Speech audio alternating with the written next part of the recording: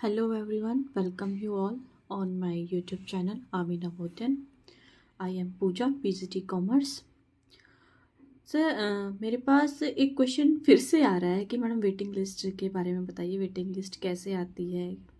Waiting list कोई list निकलती है या फिर डायरेक्ट कैंडिडेट को ही मेल किया जाता है?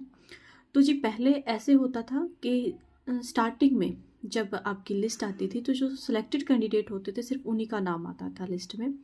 लेकिन इस बार एनवीएस में क्या किया गया है कि जो भी कैंडिडेट थे, मतलब जो इंटरव्यू के लिए सिलेक्टेड थे, ठीक है, उन सब के मार्क्स लिस्ट में गिवन है।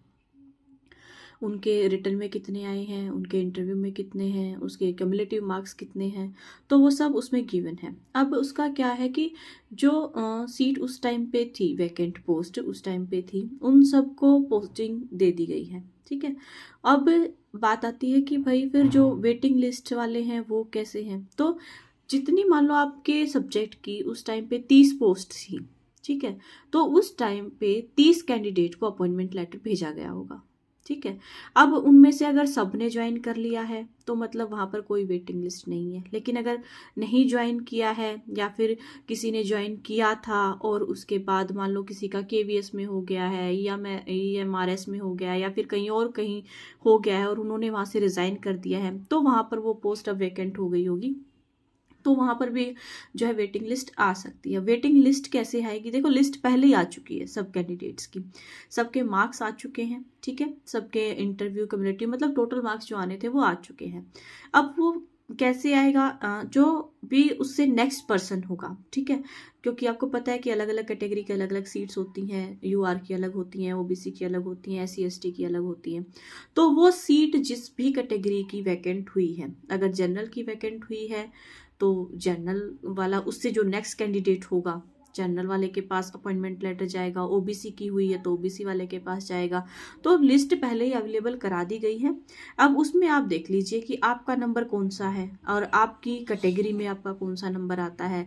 अगर आप जनरल में हो तो आपसे ऊपर जनरल वाले कितने हैं, क्योंकि उसके जस्ट बाद जो भी जनरल वाला होगा, और अगर जनरल की खाली हुई है यूआर वाली, तो उसको ही भेजा जाएगा। ठीक है, तो आप इस तरीके से देख सकते हो कि भाई आपका नंबर कब आ सकता है।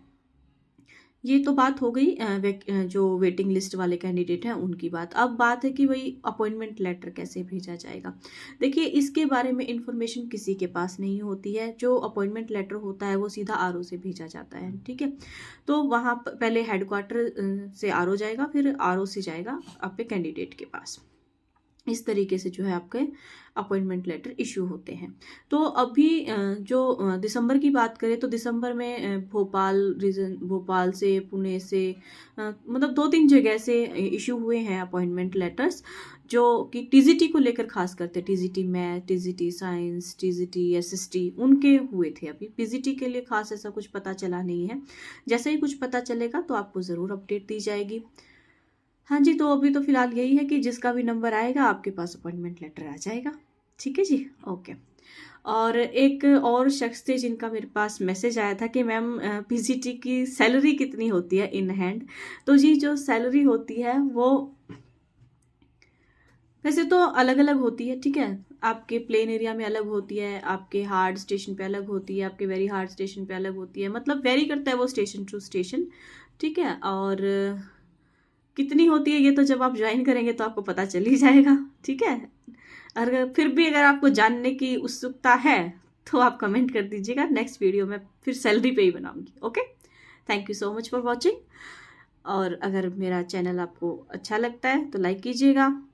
न्यूज़ जो इन्फॉर्मेशन देती हूँ वो आपको यूज़फुल लगती है तो सब्सक्राइब कीजिएगा, ताकि और अपडेट आने वाली आपको जल्दी से जल्दी मेरी वीडियोस आप तक पहुँच जाएं, और अपने दोस्तों के साथ शेयर भी कीजिएगा। Thank you so much.